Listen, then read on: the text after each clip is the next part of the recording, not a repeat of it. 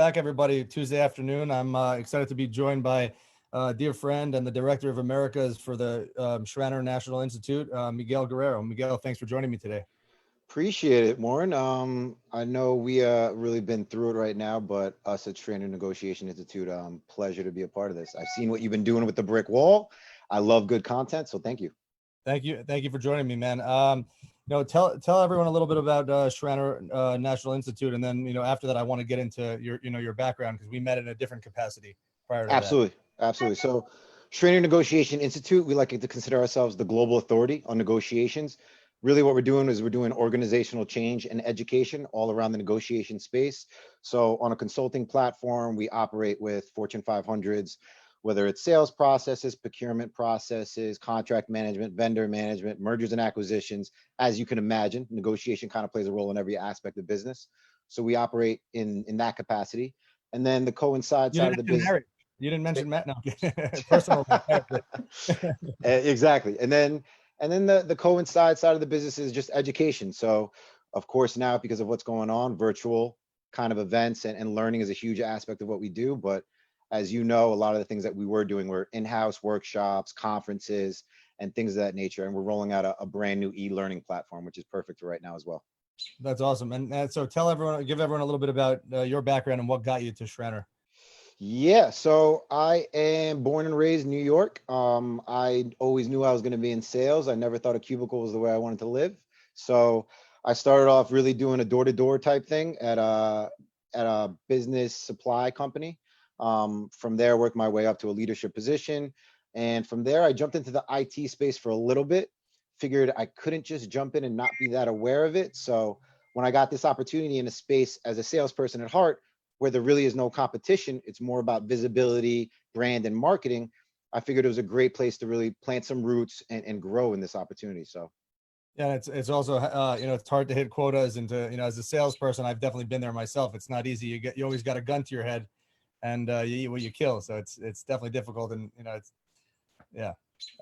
Um, absolutely. yeah, and and I know you're my inspiration when it comes to networking and events. And we met at an event in Midtown Manhattan, a networking event, and then I always say I go to these events and I keep in touch with some people, or most of them I never see again, but we've both made it a point to do that. So it makes me very happy that I went to that event and that you're here today. So tell us, I mean, with Schranner, can you give us a little bit more in depth of examples of how you would train a Fortune 500 company CEO board, as far as negotiation, and or give us an example of a situation? Is it an M&A situation? Is it some corporate battle and trying to get rid of someone? Or give us an example of how you guys operate and come in and advise folks. Absolutely. So really what we like to consider ourselves is that challenging, difficult negotiation. So when we operate with sales leaders, procurement leaders, they're efficient at what they're doing. They're successful at what they're doing for a reason. They're in that position for a reason.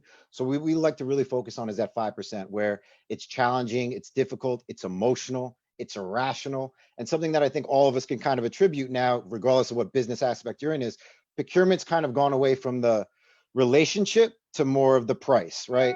Warren, we're great friends, but if you're not really going to hit me with that 5%, I'm going to go to Miguel over here in the corner. So really changing the strategy and tactics on the same data and analytics that everyone's always had, changing your approach, not necessarily more aggressive, but being more prepared, making sure the preparation is all in place, making sure you really know the targets and demands that you want to do. And at the end of the day, even having a walk away point, which as a sales guy or an account guy, you never want to walk away, but making sure you really establish guidelines in the conversation. So we really work with sales teams, procurement, executive leadership, one-on-one, 200 people, really depending on the platform, but customizing it to whatever the needs really are. And I know that you guys have a lot of in-person conferences. One you were kind enough to invite me to in New York, but I was living in New Orleans at the time. How have you guys pivoted? I know, like, everyone, look, we're doing interviews. Normally I'd interview you. We're both in New York, be in my office, right? Like, how have you guys pivoted, and what are you doing to move everything online where again, usually it's hand holding and in-person conferences? Yeah, so like I'm a big in-person guy, so this was a painful change and transition for me. But We really moved into kind of like a webinar series event for right now. So the practicality concept is really just providing content that's valuable to people. So we like to do, whether it's an industry, a certain sector, a certain function, and we're going to bring in a leader from that area specifically where they can kind of bounce off their ideas, their expertise, their insights that have made them successful for doing what they're doing. And then we really weave in our negotiation aspect with that. Okay, cool. That's awesome. And as the leader of the Americas, like you're the main touch point for Schranner, in the US, which is cool. That's such a good title, by the way, as a friend. I love that. Appreciate you. Like a CEO of a PR firm in New York and the CEO of a digital agency in New Orleans, be like, you run America, man. But at what point, like what were you reporting back, like as COVID started to take off, and I just got off a conversation with my team, my management team in both New York and New Orleans, talking about like, when are we reopening? What are we going to do? How are we going to reopen? What was that process like when you were closing or you were just, reporting back? What did it help that they were based in Europe and that, they may have gotten, some of the cases, earlier cases first, or, were you reporting back and trying to figure out like, where's everyone going to work? How did that work early on in the virus? So great point. So since we kind of collaborate with our different offices, one here in New York City, Dubai, Zurich, and Hong Kong, Hong Kong obviously got affected first, right? Back in February, and we were having conversations. And to be honest, Warren, I was like, listen, guys, it's not that serious. Get to the office, calm down. Little did I know I was completely wrong and an idiot in the whole perspective of it. So when it hit New York, we were kind of blindsided. We hung on for a day or two, but my managing director actually just pulled the shoot. I want to say it was March 17th. He was like, listen, let's just call it. Let's work from home. Europe didn't really close as hard in Zurich and Switzerland as we did, of course. So it was a little bit of a challenge to have that discussion. But I mean, the Middle East absolutely shut everything down, and Hong Kong really shut everything down. So it wasn't that hard of a conversation. But as you know, New York City was kind of its own thing where we all really don't believe it. We're kind of skeptical. We're sarcastic about it. And then everything just stopped, which was insane. Yeah. By the way, I broke my own rule. I didn't ask you early on where you're at. So where in the city are you right now? Where have you been holding down the fort? I am in ground zero. I'm in Astoria, Queens. So I'm not far from two of the hardest hit hospitals, and I'm on one of the main streets. So Almost. I was telling a buddy yesterday, I was getting accustomed to an ambulance coming by my apartment. I kid you not, probably every 3 to 5 minutes, especially during the peak of it. So I mean, it was insanity to the fact where, I'm out walking my dog and everyone looks like they just came out of performing surgery. So it was different. Yeah, that's definitely different. That's difficult. You're usually, you're running around, you're, selling, marketing, doing this and that. Did transitioning to remote work or working from home, or WFH as we call it, right? Work from home. Was that an easy transition for you and for your team, or was it something that you guys weren't necessarily used to? It was actually easy. Just because we operate so globally, a lot of the times we're doing virtual calls. So for us internally, it wasn't that much of a transition. As you know, I'm always hustling. I'm always listening and answering emails. So for me, it actually just ended up being a longer day now. I feel like I work more and the day really never stops, right? Considering your desk and your laptop are right here. But the transition wasn't too bad for us. It was pretty seamless. Okay, that's awesome to hear. And have you found, like, with clients, like within the coronavirus, now that we're getting towards reopening, are there new problems that, or negotiations or situations that you haven't encountered prior, that you're dealing with or handling, either alongside or on behalf of clients? Yes. So obviously in the beginning, everyone froze. I don't know what to do. I'm not doing anything. Everyone's budgets and pockets closed, understandably. Something that we really got an opportunity for on a couple opportunities was the collection sides of business. Miguel, listen, we have X amount of cash floating out there, 120 days, 150 days. I don't know how to collect that from Warren without disrupting the relationship. I don't really know how to approach that conversation. So during COVID, it was all about collections, and obviously now it's still kind of in that space. And then now it's, as we all kind of seeing the end of it and the dust is settling, how do I open up comms again? How do I approach it in a salesy way now that everything's kind of back to normal? So those are the discussions we're really leading and consulting on. Listen, this is the approach you want to take. This is the angle you want to take. Everything's a partnership. Everything's an alliance. Everything's working together. It's we, it's not them. And that's essentially really the core focus at it. That's, by the way, that's a great point. And I, like, again, I'm not in negotiations, certainly not international negotiations. I do a lot of negotiating just par for the course. But Absolutely. felt that both as so as one party or just observing other parties, it just seemed that everyone was a little bit more calm, and again, it was we, not me, not I. How are you? Starting with how you're doing, how's your family doing? Wishing you health. So I think that there was definitely some niceties, and people softened a little bit in a good way. As far as being kind to each other, and being caring. Look, we all realize and recognize that there was something, and there is still something that was beyond us, and maybe this shit ain't so important right now. Yeah, Uh, and I think that led to a lot of opening conversations that none of us really had before, right? You probably had, I had plenty of conversations where I was like, oh, how are you doing? And then you're getting into family, you're getting into other things that on a business side or maybe a selfish side are going to help you down the road because you're planting roots that normally you would never really plant with certain clients, certain prospects and people. and how about the common experience, right? Like I talk about it with my wife all the time, because especially early on, I was very frustrated. I can't get Yeah. this, that done. I can't. And she kept saying, like, Warren, we're all in this together. It's not, just you. It's not your company, not New York. It's not New Orleans. It's not the country. It's the entire world. We're all dealing with this. So I mean, I definitely think that that common experience, also brought something to the table in those conversations that you're referring to. And like we have, it's meaning that we have jump off points, right? You I was know, going to say that's the biggest thing, right? Commonality in a conversation. Just like guys will do when you meet your girlfriend's dad for the first time. What are you guys going to talk about? Probably sports, because that's just the only commonality. I'm kidding. Sorry. Yeah. No, of course. Yeah, of course. You find icebreakers and ways to do it. And I feel like that it's given opportunities. So where do you guys operate for the most part? And being that it's in you, I mean, sorry, where do you guys operate for the most part? Sure. So company's been around for over 20 plus years in the European market. So well known, well branded, operate out of the Zurich and German speaking countries predominantly. But of course now the outer regions, the outer markets are relatively new, 3 years, 3 years or under, whether it's here, APAC and the Middle East. So we operate home bases out of Zurich, but New York City is definitely enormous opportunity for us, as you can imagine. So a big thing for us is just connecting dots. What are our partners doing in Europe, and how are their internal coworkers in their American side? How are their partners in the APAC side? And just connecting dots is a big thing of what we're doing right now. Awesome. What does it feel like to be a national organization? That's something that's so large, It, successful. it's funny you say that. So, like I said, born and raised in New York, and that sarcasm and that conversation kind of speaks for itself. So I'm always pointed out of a crowd, but it is a good eye-opening experience. So just like any of us, we travel abroad, you see a different you see a different culture, you see a different way that people speak to each other and interact. On this side, right, on the business side and negotiation side, it's the exact same thing. Asia operates in a certain fashion. Middle East operates in a certain fashion.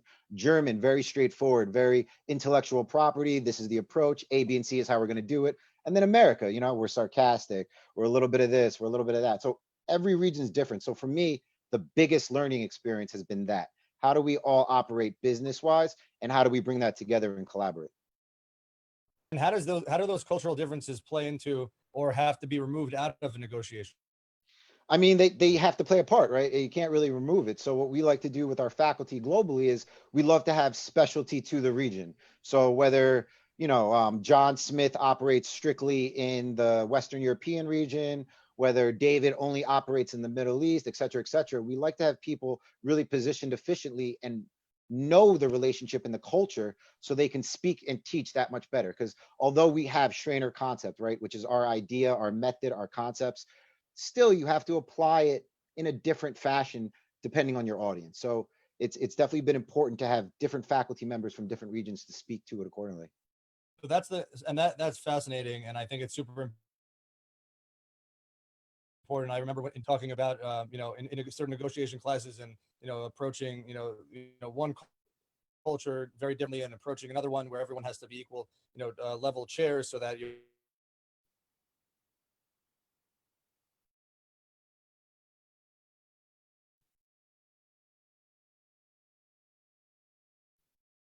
there's no, to one of your seminars, the live person ones that you invited me to. What does that look like? What am I taking from that? And how long are they? Yeah, so we have our end conference. We have an annual end conference in every region. So we were supposed to have one in Hong Kong in April. For obvious reasons, it was canceled. We're supposed to have one in Dubai in December. God willing, we'll find out. And the one in New York is supposed to be in November. And essentially what we like to do is bring in 6 to 7 industry leaders that are negotiating, right? You don't have to be a salesperson. You don't have to be a procurement person, because at every level, communications, at every level, you are having these conversations. So we like to bring in different people with different backgrounds to really speak to what has been successful for them.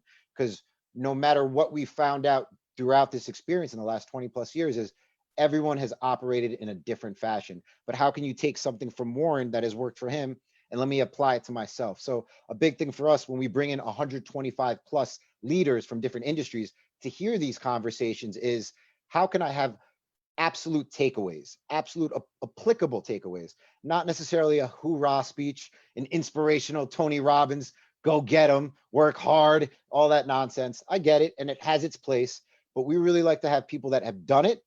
And how can I give it to Miguel to then take away an aspect of it to apply to their life? Well, and it's funny that you say that, because I always think about, like, if I have an executive coach, which I've had some, and I've had really great coaches.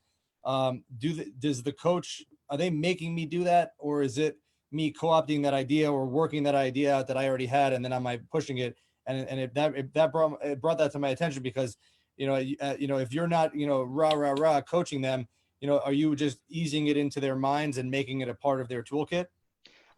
We're highlighting aspects that you're not really thinking of, right?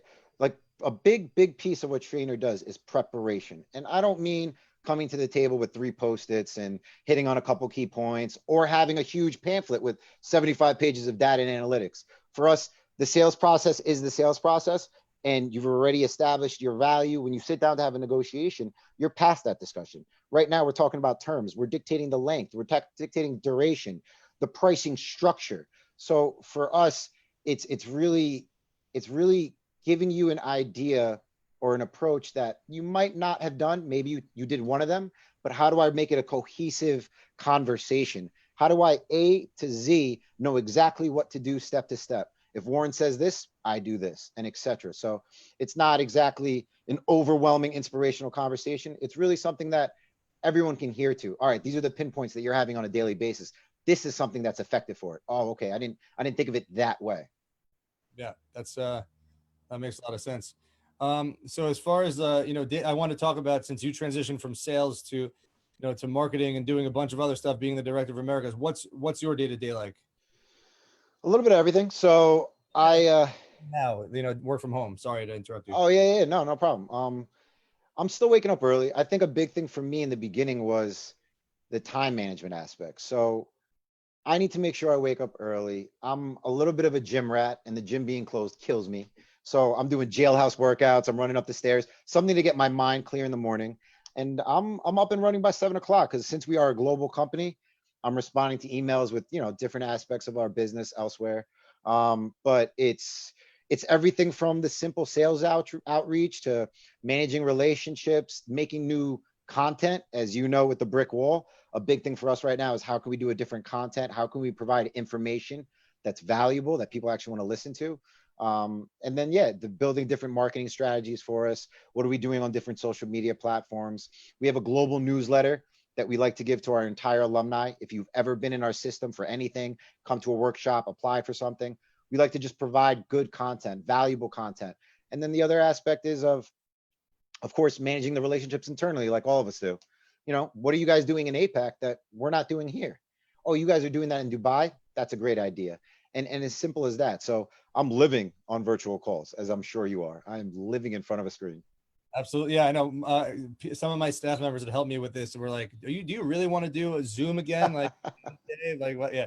But like I've said earlier, this was always important to me, and it's been a dream for 2 years. So and thank you and our, the other guests for making it a reality. What do you do? So you talked about what you're doing to stay healthy and active. What are you doing for fun? Pick up any hobbies? I haven't biked in 20 years until COVID hit.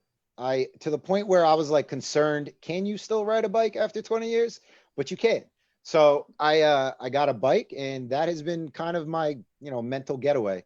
Ride around and listen to some music and kind of ride by the water is the only other hobby I think I've really picked up besides devouring everything on streaming and Netflix and everything there is to watch. Fine. What are your top 3 shows?